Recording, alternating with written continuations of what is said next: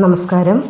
ജ്യോതിഷപ്രിയരായ എല്ലാ പ്രേക്ഷകർക്കും ഇന്നത്തെ അധ്യായത്തിലേക്ക് ഹൃദയം നിറഞ്ഞ സ്വാഗതം. ഗ്രഹാധീനം ജഗൽ സർവം ജഗദാധീനം മാനുഷ, അതായത് പ്രപഞ്ചം മുഴുവൻ നവഗ്രഹങ്ങളുടെ നിയന്ത്രണത്തിലാണ്. എന്നാൽ ഈ പ്രപഞ്ചത്തിൽ അധിവസിക്കുന്ന മനുഷ്യനാകട്ടെ ആ പ്രപഞ്ചശക്തികൾക്ക് വിധേയനായിട്ട് മാത്രമേ ഭൂമിയിൽ അധിവസിക്കാൻ സാധ്യമാവുകയുള്ളൂ. അപ്പോൾ ആകാശമണ്ഡലത്തിൽ ഉദിച്ചുയരുന്ന നക്ഷത്രങ്ങളും അതേപോലെ തന്നെ ഈ ഗ്രഹങ്ങളുടെ നിഗൂഢമായ മാറ്റങ്ങളും നമ്മുടെ നിത്യജീവിതത്തെ എങ്ങനെയാണ് സ്വാധീനിക്കുക എന്നത് നമ്മൾ ശാസ്ത്രീയമായി വിശകലനം ചെയ്യുന്ന ദൈവജ്ഞ ചിന്തനമാണ് ഇന്നത്തെ ഈ ഒരു അധ്യായം. അപ്പോൾ 2026 ഓഗസ്റ്റ് മാസം 4-ാം തീയതിയാണ് നാളെ ചൊവ്വാഴ്ച ദിവസമാണ് വരുന്നത്. മലയാളം മാസം കർക്കിടകം 19-ാം തീയതിയാണ്. അപ്പോൾ ജ്യോതിഷ തത്വപ്രകാരം അതീവ പ്രാധാന്യമുള്ള ഒരു സുദിനമാണ് നാളെ. എല്ലാ ദിവസവും ഓരോ രീതിയിൽ പ്രാധാന്യമർഹിക്കുന്ന ദിനങ്ങൾ തന്നെയാണ്. അപ്പോൾ നാളത്തെ ദിവസവും അതേപോലെ തന്നെ പ്രാധാന്യമർഹിക്കുന്ന മറ്റൊരു ദിവസം. അപ്പോൾ നാളെ ആകാശത്തെ ഗ്രഹവിന്യാസം, പഞ്ചാംഗ ശുദ്ധിയും അതുവഴി മഹാഭാഗ്യം തേടി വരുന്ന 4 രാശിക്കാരെക്കുറിച്ചാണ് ഇന്നത്തെ അധ്യായത്തിലൂടെ നമ്മൾ മനസ്സിലാക്കാൻ പോകുന്നത്.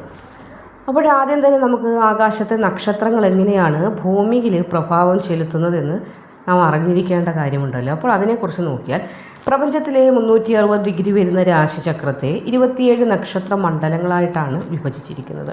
അപ്പോൾ ഓരോ നക്ഷത്രവും സവിശേഷമായ കാന്തിക ഊർജ തരംഗങ്ങളെ ആയിരിക്കും നമ്മളെ ഭൂമിയിലേക്ക് പ്രസരിപ്പിക്കുന്നത്. അപ്പോൾ ചന്ദ്രമ മനസ്സോ ജാതക എന്നാണ് പ്രമാണം. അതായത് മനസ്സിൻ്റെ കാരകനാണ് ആര്? ചന്ദ്രദേവൻ. അപ്പോൾ ചന്ദ്രൻ ഏത് നക്ഷത്രത്തിലൂടെയാണ് തൻ്റെ സഞ്ചാരം നടത്തുന്നത് അതാണ് അന്നത്തെ ദിവസത്തിൻ്റെ ആത്മാവ് എന്ന് പറയുന്നത്. അപ്പോൾ നാളെ ആകാശമണ്ഡലത്തിൽ അതിശക്തമായൊരു ഗ്രഹവിന്യാസമാണ് നമ്മുടെ പ്രകൃതി ഒരുക്കി വച്ചിരിക്കുന്നത്. അപ്പോൾ രാശിനാഥനായ ചന്ദ്രനും കാലപുരുഷൻ്റെ ആയുസ് നിർണ്ണയിക്കുന്നത് ശനിദേവനാണ്. അപ്പോൾ ശനിദേവനും നാളെ മീനം രാശിയും രേവതി നക്ഷത്രത്തിൽ ഒന്നിച്ച് സംഗമിക്കുന്ന ദിവസമാണ് ചൊവ്വാഴ്ച. ഇത് വൈകാരികമായ വലിയ ചലനങ്ങൾക്ക് തന്നെ കാരണമാകുന്ന ഒരു സംഗമം കൂടിയായിരിക്കും. ഇനി അതുമാത്രമാണോ? അല്ല. ദേവഗുരുവായ വ്യാഴം തൻ്റെ ഉച്ചരാശിയായ ഏതാണ് കർക്കിടകത്തിൽ പുണ്യപ്രകാശപൂരിതമായിട്ട് നിൽക്കുന്നു എന്ന് തന്നെ വേണം പറയാം. പുണ്യപ്രകാശപൂരിതമായിട്ട് നിലകൊള്ളുന്നുണ്ട്. പിന്നെ കർമ്മസാഹസികനായ ചൊവ്വ മിഥുനം രാശിയിലും പ്രകാശകാരകനാരാണ്? ഭഗവാൻ ആദിത്യൻ കർക്കിടകത്തിലും സഞ്ചരിക്കുന്നുണ്ട്. അപ്പോൾ ഇത് സങ്കീർണമായ ഗ്രഹവിന്യാസം ഭൂമിയിൽ പ്രകൃതിപരമായ മാറ്റങ്ങൾക്ക് വരെ വഴിയൊരുക്കും. അതേപോലെ നമ്മൾ മനുഷ്യരിലും പെട്ടെന്നുള്ള ബുദ്ധിപരമായ തീരുമാനങ്ങൾക്ക് വരെ വഴി തുറക്കും എന്നതാണ് ഈ ഗ്രഹവിന്യാസം നിമിത്തം നമുക്ക് ആദ്യം തന്നെ മനസ്സിലാക്കാൻ സാധിക്കുന്നത്. അപ്പോൾ ഒരു ദിവസത്തിൻ്റെ ശുദ്ധിയും അശുദ്ധിയും നിർണ്ണയിക്കുന്നത് പഞ്ചാംഗമാണ്. അപ്പോൾ നാളത്തെ പഞ്ചാംഗ വിശകലനം എപ്രകാരമാണെന്ന് കൂടി നമുക്കൊന്ന് നോക്കിയാൽ, കൃഷ്ണപക്ഷ ഷഷ്ടി തിഥിയാണ് നാളെ രാത്രി 10:03 വരെ. അപ്പോൾ സുബ്രഹ്മണ്യ ഭജനത്തിന് ഷഷ്ടി തിഥിയിൽ അപ്പുറം ഉത്തമമായൊരു തിഥി തന്നെ വേറെയില്ല എന്ന് നമുക്കറിയാം. അതേപോലെ 27 നക്ഷത്രങ്ങളിൽ അവസാനത്തേതായ രേവതി നക്ഷത്രമാണ്. രാത്രി 9:54 വരെ രേവതിയായിരിക്കും. ഇനി അതിനുശേഷം അശ്വതി നക്ഷത്രം ഉദയം ചെയ്യും. അതേപോലെ സ്ഥിരത നൽകുന്ന നിത്യയോഗമാണ് നാളത്തേത്. അതേപോലെ രാവിലെ 10:33 വരെ ശരകരണമായിരിക്കും. അതിനുശേഷം വാണിജ്യപരമായ കാര്യങ്ങൾക്ക് ഏറ്റവും ഉത്തമമായ വാണിജ്യകരണം അതീവ ശ്രേഷ്ഠമായ കരണമാണ്. കൂടാതെ നാളെ ചൊവ്വാഴ്ചയാണ്. നാളെ വൈകുന്നേരം ഒരു 3:48 മുതൽ 5:29 വരെ രാഹുകാലം വരുന്നുണ്ട്. അറിയാമല്ലോ, രാഹുകാലത്തെക്കുറിച്ച് ഞാൻ പ്രത്യേകം പറയേണ്ട കാര്യമില്ലല്ലോ. രാഹുകാല സമയത്ത് ശുഭകരമായ കാര്യങ്ങൾ പൂർണ്ണമായും വർജിക്കുക എന്നത് തന്നെയാണ് പറയാനുള്ളത്. ഇനി നമുക്ക് ഏവരും കാത്തിരിക്കുന്നതായ സുപ്രധാന ഭാഗത്തിലേക്ക് കടക്കാം. അതായത് നാളത്തെ സവിശേഷമായ ഗ്രഹസ്ഥിതി, വിശേഷിച്ച് ഈ ദേവഗുരുവായ വ്യാഴത്തിൻ്റെ ഉച്ചസ്ഥിതി മൂലം മഹാഭാഗ്യത്തിൻ്റെ അമൃത കണങ്ങൾ അല്ലെങ്കിൽ അമൃത ബിന്ദുക്കൾ എന്ന് പറയും. അമൃത ബിന്ദുക്കൾ വന്നു ചേരാൻ പോകുന്ന 4 രാശിക്കാരുണ്ട്. അതിൽ വരുന്ന നക്ഷത്രങ്ങളുണ്ട്. നമുക്കൊന്ന് നോക്കാം. പുണർദം, പൂയം, ആയില്യം കർക്കിടകൻ രാശിയാണ്. അപ്പോൾ ദേവഗുരുവായ വ്യാഴം കർക്കിടകം രാശിയിൽ ഉച്ചസ്ഥനായി നിൽക്കുന്നതിനാൽ നാളെ സർവൈശ്വര്യ പ്രഭാവം കാണുന്ന ദിവസമാണ് പുണർദം, പൂയം, ആയില്യം വരുന്ന കർക്കിടകം രാശിക്കാർക്ക്. സർവ്വ ഐശ്വര്യം എന്ന് പറഞ്ഞാൽ അതിന് പ്രത്യേകിച്ചൊരു വിശദീകരണം വേണ്ട. എല്ലാം ഐശ്വര്യകരമായിട്ട് തന്നെ നടക്കുമെന്ന്. തടസ്സപ്പെട്ട് കിടന്ന ധനമൊക്കെ അപ്രതീക്ഷിതമായി വന്നു ചേരാനും, ആകെ ഒരു പ്രത്യാശ നഷ്ടപ്പെട്ട അവസ്ഥയിൽ നിന്ന് ജീവിതത്തിനൊരു തെളിച്ചം, ഒരു പ്രകാശം, ചിന്താശുദ്ധി അല്ലെങ്കിൽ ചിന്തകൾക്ക് പ്രത്യേക ചിറക് മുളയ്ക്കുന്നതായ ഒരു ദിവസമായിരിക്കും. ചില കർമ്മരംഗത്ത് ചില പദവികളൊക്കെ ഉയർന്നേക്കാം. അപ്പോൾ പദവികൾ ഉയരുന്നതുമായി ബന്ധപ്പെട്ട ചില വാർത്തകൾ കേൾക്കാനോ അല്ലെങ്കിൽ അതുമായി ബന്ധപ്പെട്ട നിങ്ങൾക്ക് സന്തോഷം നൽകുന്നതായ ചില വാർത്താ ശ്രവണത്തിനൊക്കെയുള്ള യോഗവും ഭാഗ്യവും കാണുന്നുണ്ട്. ഇനി അടുത്തത് മകയിരം, തിരുവാതിര, പുണർദം വരുന്ന മിഥുനം രാശിയാണ്. ധൈര്യത്തിൻ്റെ കാരകനായ ചൊവ്വ മിഥുനം രാശിയിൽ നിൽക്കുന്നതിനാൽ ശത്രുക്കൾ നിങ്ങളെ ബുദ്ധിമുട്ടിക്കാൻ ശ്രമിച്ചാൽ ശത്രുക്കൾക്ക് നാശമുണ്ടാകത്തേയുള്ളൂ. അവർക്ക് വിപരീത സാഹചര്യങ്ങളെ മറികടക്കാനുള്ള ഒരു ശക്തി ഉണ്ടാവുകയില്ല. ആ ശക്തി നിങ്ങളിലേക്ക് വന്നു ചേരും. വാക്കാലോ പ്രവൃത്തിയാലോ നിങ്ങളെ വേദനിപ്പിക്കുന്ന ശത്രുക്കൾക്ക് നാശമുണ്ടാവുകയും നിങ്ങൾ ഇപ്പോൾ അനുഭവിച്ചു കൊണ്ടിരിക്കുന്നതായ വിപരീത സാഹചര്യത്തെ നേരിടാൻ അല്ലെങ്കിൽ മറികടക്കാനുള്ളൊരു ഊർജം നാളത്തെ ദിവസം പൂർണ്ണമായി ആരുടെയും കൂരമ്പുകളായ വാക്കുകളെ എതിർത്ത് പരാജയപ്പെടുത്തി മുന്നോട്ട് പടവെട്ടി പോകാനുള്ളൊരു ഊർജം നാളെ പൂർണ്ണമായി നിങ്ങളിലേക്ക് വന്നു ചേരും. അതേപോലെ റിയൽ എസ്റ്റേറ്റ് മേഖല, ഭൂമി ഇടപാടുകൾ ഒക്കെ നടത്തുന്ന ആളുകളുണ്ടല്ലോ, അങ്ങനെയുള്ളവർക്ക് വലിയൊരു സാമ്പത്തിക ലാഭം ഉണ്ടാകും. അപ്പോൾ ഭൂമി വിൽപ്പനയുമായി ബന്ധപ്പെട്ട കാര്യങ്ങൾ ചർച്ച കൊണ്ടിരിക്കുന്നവരാണെങ്കിൽ നാളത്തെ ദിവസം നിങ്ങൾ ആഗ്രഹിച്ചതുപോലെ ഒരു വിലയൊക്കെ തന്ന് ഭൂമി വിൽക്കാനോ അല്ലെങ്കിൽ വാങ്ങാനോ ഒക്കെയുള്ള ഒരു ഭാഗ്യം ഉണ്ടാകുന്ന ദിവസമാണ്. അപ്പോൾ ഇനി അങ്ങനെ ഒരു വിൽക്കണമെന്ന് താല്പര്യമുണ്ട് അല്ലെങ്കിൽ വാങ്ങണമെന്ന് താല്പര്യമുണ്ടെങ്കിൽ നാളത്തെ ദിവസം നിങ്ങൾക്ക് പരമാവധി ഉപയോഗപ്പെടുത്താവുന്നതാണ്. കാരണം ഗ്രഹങ്ങൾ അനുകൂലമായി നിൽക്കുന്നതിനാൽ അങ്ങനെ തുടങ്ങി വയ്ക്കുന്ന ചർച്ചകൾ പൂർണ്ണ ഫലത്തെ, നിങ്ങൾ ആഗ്രഹിക്കുന്നത് പോലെയുള്ള പൂർണ്ണമായ ഫലത്തെ നിങ്ങളിലേക്ക് എത്തിക്കുമെന്ന് മനസ്സിലാക്കുക. ഇനി അശ്വതി, ഭരണി, കാർത്തിക, മേടം രാശിക്കാരുടെ കാര്യം വന്നാൽ നാളെ രാത്രിയോടെ ചന്ദ്രൻ നിങ്ങളുടെ രാശിയിലേക്ക് പ്രവേശിക്കുന്നുണ്ട്. അപ്പോൾ മാനസികമായി ഒരു പരിവർത്തനം സംഭവിക്കുന്നു എന്ന് വേണമെങ്കിൽ നാളത്തെ ദിവസത്തെ നിങ്ങൾക്ക് പറയാൻ സാധിക്കും. അതേപോലെ പുതിയ ബിസിനസ് സംരംഭങ്ങൾ എന്തെങ്കിലും തുടങ്ങാൻ ആഗ്രഹിക്കുന്നുണ്ടെങ്കിലും അതിശ്രേഷ്ഠമായ ഒരു ദിവസമാണ്. പുതിയതായ എന്തെങ്കിലും കാര്യങ്ങൾ ചെയ്യാൻ ആഗ്രഹിക്കുന്നുണ്ടെങ്കിൽ, ഒരു തുടക്കം തുടങ്ങാൻ ആഗ്രഹിക്കുന്നുണ്ടെങ്കിൽ നാളത്തെ ദിവസം നിങ്ങൾക്ക് ഉത്തമമാണ്. സമൂഹത്തിൽ ബഹുമാനം, ആദരവ് ഒക്കെ വർദ്ധിക്കുന്നതായ ദിവസം. വിശാഖം, അനിഴം, തൃക്കേട്ട, വൃശ്ചികം രാശി. ഭാഗ്യസ്ഥാനത്തെ ആനുകൂല്യങ്ങൾ, ദീർഘനാളത്തെ നിങ്ങളുടെ പ്രാർത്ഥനയുടെ ഫലമായിട്ട് ലഭിച്ച ആനുകൂല്യങ്ങൾ, ഈശ്വരാനുഗ്രഹം അല്ലെങ്കിൽ ഈശ്വരൻ്റെ ചില ഉത്തരങ്ങൾ നിങ്ങൾക്ക് കിട്ടുന്നതായ, നിങ്ങൾ ചോദിച്ച ചോദ്യങ്ങൾക്ക് ഭഗവാൻ അല്ലെങ്കിൽ നിങ്ങൾ പ്രാർത്ഥിച്ച പ്രാർത്ഥനകൾക്ക് ദൈവം ഉത്തരം നൽകുന്ന, അനുഗ്രഹം നൽകുന്നതായ ഒരു ദിവസമാണ് നാളെ. വിദേശ യാത്രയ്ക്ക് തടസ്സങ്ങൾ ഉണ്ടായിട്ടുണ്ടെങ്കിൽ അത് നേരെയാകുന്ന ദിവസമാണ്.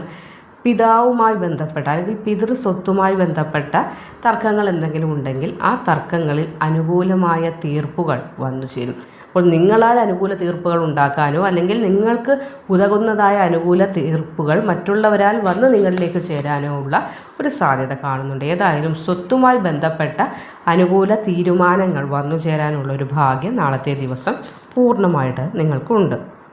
ഇനി നമുക്ക് മൊത്തത്തിൽ മേടം മുതൽ മീനം വരെയുള്ള 12 രാശിക്കാരുടെയും സമ്പൂർണ്ണ ഗോചരഫലം ഒന്ന് നോക്കിയാലോ. അപ്പോൾ മേടം രാശിക്കാണെങ്കിൽ പുതിയ തുടക്കങ്ങൾക്ക് അനുകൂലമാണ്. അതേപോലെ ധനപരമായ കാര്യങ്ങൾക്കും ഉണർവുണ്ടാകുന്ന ഒരു ദിവസം. ഇടവം രാശിക്കാണെങ്കിലും കുടുംബത്തിൽ ശാന്തത കൈവന്നു ചേരുകയും സമാധാനം ഉണ്ടാവുകയും അനാവശ്യ ചിലവുകൾ നിയന്ത്രിക്കുക എന്നത് നാളത്തെ ദിവസം നിങ്ങൾ പ്രത്യേകമായിട്ടൊന്ന് ശ്രദ്ധിക്കുക. കുടുംബത്തിൽ ഒരു സന്തോഷം അല്ലെങ്കിൽ ഒരു ഗെറ്റ് ടുഗദറൊക്കെ ഉണ്ടാകാൻ സാധ്യത കാണുന്നുണ്ട്. അപ്പോൾ അല്പം ചിലവുകളൊക്കെ ഉണ്ടാകും. ഏതായാലും കയ്യിലുള്ള ധനത്തിനനുസരിച്ച് ചിലവ് ചെയ്യാനായിട്ട് നാളെ ശ്രമിക്കുക. ഇനി മിഥുനം രാശിക്കാണെങ്കിൽ അത്യധികം ഊർജ്ജസ്വലത അല്ലെങ്കിൽ ഒരു എനർജറ്റിക് മൂഡിൽ നിൽക്കുന്നതായ ഒരു ദിവസമായിരിക്കും. ആകെ ലേസിയായിട്ടിരുന്നവരാണെങ്കിൽ നാളെ നല്ല രീതിയിൽ കോൺഫിഡൻറ്റോടുകൂടി നിങ്ങൾക്ക് നിൽക്കാൻ സാധിക്കും. മത്സരങ്ങൾ എന്തെങ്കിലും നാളത്തെ ദിവസം ഉണ്ടെങ്കിൽ അത് കായിക മത്സരമാണെങ്കിലും അല്ലെങ്കിൽ എഴുത്തു പരീക്ഷ അങ്ങനെ എന്താണെങ്കിലും അതിൽ വിജയം കണ്ടെത്താനായിട്ട് ഭാഗ്യം നിങ്ങൾക്ക് അനുകൂലമായിട്ട് കാണുന്നുണ്ട്. കർക്കിടകം രാശിക്കാർക്കാണെങ്കിലും വളരെ അനുകൂലമായ ഒരു ദിവസമാണ്. ഇനി ചിങ്ങം രാശിക്കാരുടെ കാര്യത്തിലേക്ക് വന്നാൽ വിജ്ഞാന സമ്പാദനത്തിന് അനുകൂലമായൊരു ദിവസമാണ്. പുതിയ കോഴ്സുകൾ തുടങ്ങാനോ അല്ലെങ്കിൽ അറിവ് നേടിയെടുക്കാനോ അനുകൂലമായ ദിവസം. പക്ഷേ വാഗ്വാദങ്ങളിൽ നിന്ന് പൂർണ്ണമായി നാളെ ഒഴിഞ്ഞു നിൽക്കുക. കന്നിരാശിക്കാർക്കാണെങ്കിലും പണമിടപാടുകളിൽ അല്പം ജാഗ്രത പുലർത്തേണ്ടതായ ഒരു ദിവസമാണ് നാളെ. തുലാം രാശിക്കാർക്ക് സുഹൃത്ത് ബന്ധങ്ങൾ പുതിയതായി വന്നു ചേരാനും അതുവഴി ചില നേട്ടങ്ങൾ വന്നു ചേരാനും സാധ്യത കാണുന്നുണ്ട്. എങ്കിൽ പോലും ആരെയും അങ്ങോട്ട് കണ്ണടച്ച് വിശ്വസിക്കാതിരിക്കുക. പെട്ടെന്ന് കാണുന്ന സുഹൃത്തിന് ധനം എന്തെങ്കിലും കൈകാര്യം ചെയ്യാൻ കൊടുക്കാതിരിക്കുക എന്നതുകൂടി ഉണ്ടെങ്കിലും ആ സുഹൃത്ത് വലയം വളരെ മോശമായി ഇട്ട് വന്നു ചേരുമെന്ന് പറയുന്നില്ല, ശുഭകരമാണെങ്കിലും ആരെയും കണ്ണടച്ച് വിശ്വസിക്കാതിരിക്കുക. എന്തുകൊണ്ടെന്നാൽ തുലാം രാശിക്കാർക്ക് ഒരു പ്രത്യേകതയുണ്ട്. എല്ലാവരും, അതായത് നമ്മൾ പറയാറുണ്ട് വെളുത്തത് എല്ലാം പാലാണെന്ന് വിചാരിക്കരുതെന്നൊക്കെ പറയും, മിന്നുന്നതെല്ലാം പൊന്നല്ല എന്നൊക്കെ നമ്മൾ പറയാറുണ്ടല്ലോ. നിങ്ങൾക്ക് ആരെ കണ്ടാലും എല്ലാവരും ശുദ്ധരാണെന്ന് തോന്നാറുണ്ട്. എല്ലാവരോടും അങ്ങ് സ്നേഹമാണ്. ഉപദ്രവിക്കാൻ വരുന്നവരോടാണെങ്കിൽ പോലും സ്നേഹം കാണിക്കുന്ന ഒരു സ്വഭാവം. അപ്പോൾ അത് പലപ്പോഴും നിങ്ങൾക്ക് തന്നെ വിനയായിട്ടുണ്ട്. നാളത്തെ ദിവസം അതൊന്ന് ശ്രദ്ധിക്കുക. ഇനി വൃശ്ചികം രാശിക്കാണെങ്കിൽ കടബാധ്യതകളിൽ നിന്നൊക്കെ ഒരു ആശ്വാസം കണ്ടെത്താൻ സാധിക്കുന്ന, സമാധാനം ലഭിക്കുന്നതായ ഒരു ദിവസമായിരിക്കും. ധനുരാശിക്കാർക്കാണെങ്കിലും സന്താനങ്ങളിൽ നിന്ന് സന്തോഷം വന്നു ചേരുന്ന ഒരു ദിവസമായിരിക്കും. മകരം രാശിക്കാർക്ക് ധീരത കാട്ടാൻ സാധിക്കുന്നതായ ഒരു ദിവസം. ഇനി കുംഭം രാശിക്കാണെങ്കിൽ സഹോദരരിൽ നിന്ന് ചില ലാഭങ്ങൾ, അല്ലെങ്കിൽ സഹോദരരിൽ നിന്നോ സഹോദര സ്ഥാനീയരിൽ നിന്നോ ചില നേട്ടങ്ങളൊക്കെ ഉണ്ടാകും. മീനം രാശിക്കാണെങ്കിലും സാമ്പത്തികമായിട്ട് നേട്ടം വന്നു ചേരുന്നതാണ്. പക്ഷേ സംസാരത്തിൽ ഒരു നിയന്ത്രണം ഉണ്ടാക്കേണ്ടതും അത്യാവശ്യമായിട്ട് കാണുന്നുണ്ട്. അപ്പോൾ ഭാഗ്യശാലികളായ രാശിക്കാരാണെങ്കിലും പൊതുവായിട്ടുള്ള, അല്ലെങ്കിൽ നാളത്തെ ദിവസം പ്രകൃതിയുടെ അനുഗ്രഹം പൂർണ്ണമായി ലഭിക്കാനായിട്ട് നമ്മൾ ചില കാര്യങ്ങൾ കൂടി അനുവർത്തിക്കേണ്ടതുണ്ട്, അല്ലെങ്കിൽ ശ്രദ്ധിക്കേണ്ടതുണ്ട്. അതിൽ ദീർഘകാല നിക്ഷേപങ്ങൾ തുടങ്ങാനും പുതിയ ബാങ്ക് അക്കൗണ്ടുകളൊക്കെ ആരംഭിക്കാനും നാളെ ഉത്തമമായ ദിവസമായിട്ടാണ് നിങ്ങൾക്ക് കാണുന്നത്. പൂർണ്ണമായി നാളെ ഈ 12 രാശിക്കാർക്കും പുതിയതായി എന്തെങ്കിലും തുടങ്ങുന്നതിന് വളരെ ഉത്തമമായിട്ട് കാണുന്നുണ്ട്. അതേപോലെ ഏതെങ്കിലും കാര്യങ്ങൾക്ക്, കരാറുകൾക്കോ ഉടമ്പടികൾക്കോ ഒക്കെ ഒപ്പിടുന്നുണ്ടെങ്കിലും നാളെ ഗുണകരമാണ്. കാരണം നാളെ വാണിജ്യകരണമാണ്. അപ്പോൾ വാണിജ്യപരമായ പുതിയ കാര്യങ്ങൾക്കൊക്കെ വിജയമാണ് കാണുന്നത്. അതേപോലെ ശുഭകാര്യങ്ങൾക്ക് ഇറങ്ങുന്നതിന് മുൻപായിട്ട് മാതാപിതാക്കളുടെ അല്ലെങ്കിൽ ഗുരുക്കന്മാരുടെ അനുഗ്രഹം തേടുന്നത് വളരെയധികം ഉത്തമമാണ്. ഗുരുത്വ വന്ദനം എന്ന് തന്നെ നമ്മൾ പറയാറില്ലേ, അതാണ്. അപ്പോൾ നാളെ പൂർണ്ണമായി ഒഴിവാക്കേണ്ട കുറച്ച് കാര്യങ്ങൾ കൂടി ഒന്ന് മനസ്സിലാക്കിയ, ഗ്രഹങ്ങൾ അനുകൂലമാണെന്ന് ഇവിടെ ഞാൻ പറഞ്ഞിട്ടുണ്ടെന്ന് വെച്ച് സഹപ്രവർത്തകരോട് തർക്കിക്കാനോ അല്ലെങ്കിൽ അഹങ്കാരത്തോട് മറ്റുള്ളവരോട് പെരുമാറാനോ ഒന്നും പാടില്ല. അത് ചിലപ്പോൾ നമ്മൾ തന്നെ നമ്മുടെ വാളെടുത്ത് തലയിൽ വെട്ടിയെന്ന് പറഞ്ഞാൽ എങ്ങനെ ഇരിക്കുക, അല്ലെങ്കിൽ എങ്ങനെ ചെയ്താൽ എങ്ങനെ ഇരിക്കുക, അതേപോലെയാകും. അനുകൂല ഗ്രഹ ഫലങ്ങൾ വരുമ്പോഴും ചില നാക്കുകൊണ്ടുള്ള ചില വിഷയങ്ങൾ വരാറുണ്ട്. അതുകൊണ്ട് നാളത്തെ ദിവസം അതൊന്ന് നമ്മൾ സ്വയമേവ ശ്രദ്ധിക്കേണ്ടതാണ്. വൈകുന്നേരം 3:48 മുതൽ 5:29 വരെയുള്ള സമയം യാതൊരുവിധ പുതിയ കാര്യങ്ങൾക്കും നിങ്ങൾ ഉപയോഗിക്കരുത്. അത് ശുഭകാര്യങ്ങൾക്ക് കൊള്ളുന്ന ഒരു സമയമല്ല, അതിൽ നിന്നൊരു ശുഭഫലവും ഉണ്ടാവുകയില്ല. അതുകൊണ്ടാണ് ഇത് വീണ്ടും പറയുന്നത്. ഇനി സുഹൃത്തുക്കൾക്കോ അതേപോലെ ബന്ധുക്കൾക്കോ വേണ്ടി നാളത്തെ ദിവസം സാമ്പത്തിക കാര്യങ്ങളിൽ ജാമ്യം നിൽക്കുന്നത് അല്ലെങ്കിൽ ഒപ്പിടുന്നതായ കാര്യങ്ങൾക്കൊന്നും നാളെ മുതിരാതിരിക്കുക. അതുവഴി വിനകൾ ഉണ്ടാകാനുള്ള സാധ്യതയും കാണുന്നുണ്ട്. അപ്പോൾ എല്ലാ നക്ഷത്രക്കാർക്കും നാളത്തെ ദിവസത്തിൻ്റെ ഈ ദോഷങ്ങളൊക്കെ അകറ്റി ഐശ്വര്യം വർദ്ധിക്കാൻ എന്താണ് നമുക്ക് ചെയ്യാൻ സാധിക്കുന്നത്? അതിനും ചില കാര്യങ്ങളുണ്ട്. അപ്പോൾ നാളെ അറിയാമല്ലോ, നാളെ ചൊവ്വാഴ്ച ദിവസമാണ്. അപ്പോൾ ചൊവ്വാഴ്ച മാത്രമാണോ? അല്ല, ചൊവ്വാഴ്ചയും ഷഷ്ഠയും ഒത്തുവരുന്നതിനാൽ സുബ്രഹ്മണ്യ സ്വാമി ക്ഷേത്ര ദർശനം നടത്തുന്നത് ഉത്തമമാണ്, ഏറ്റവും ഉത്തമമായ കാര്യമാണ്. അപ്പോൾ ദർശനം നടത്തിയാൽ മാത്രം പോരാ, പാലഭിഷേകം നടത്താം, സുബ്രഹ്മണ്യ ഭുജംഗം ജപിക്കാവുന്നതാണ്. അത് വീട്ടിൽ തന്നെ നിങ്ങൾക്കിത് ജപിക്കാവുന്നതാണ്, ക്ഷേത്രത്തിൽ പോകാൻ പറ്റുന്നില്ലെങ്കിൽ.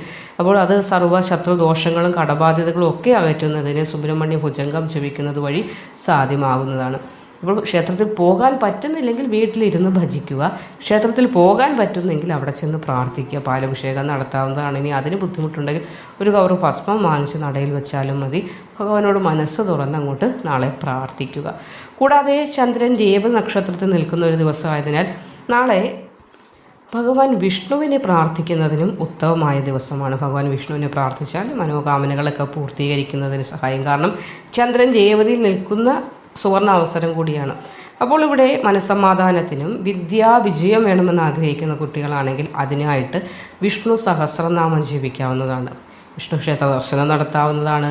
അതിന് പറ്റുന്നില്ലെങ്കിൽ വീട്ടിൽ തന്നെ ഇരുന്ന് വിഷ്ണു സഹസ്രനാമം ജപിക്കുന്നത് കേൾക്കുകയോ ചെയ്യുന്നതും ഉത്തമമായിട്ട് കാണുന്നുണ്ട്. ഇനി ചൊവ്വാദോഷമുള്ളവർ ഭദ്രകാളി ക്ഷേത്രത്തിൽ നാളെ പോകാൻ പറ്റിയ ദിവസമാണ്, ചൊവ്വാഴ്ചയാണ്. അതേപോലെ ഹനുമാൻ സ്വാമി സന്നിധിയിൽ പോകാൻ പറ്റിയ ദിവസമാണ്.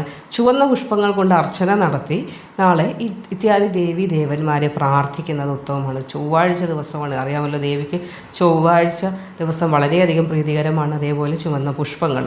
അപ്പോൾ ഭദ്രകാളി ദേവിക്ക് ചുവന്ന പുഷ്പങ്ങൾ കൊണ്ടുള്ള അർച്ചന നടത്താവുന്നതാണ്.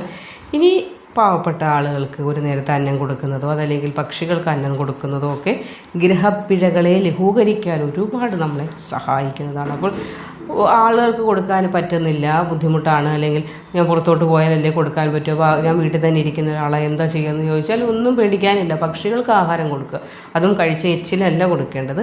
കഴിക്കുന്നതിന് മുൻപ് ഒരു പിടി അന്നം അതിന് പക്ഷികൾക്ക് കൊടുക്കുക.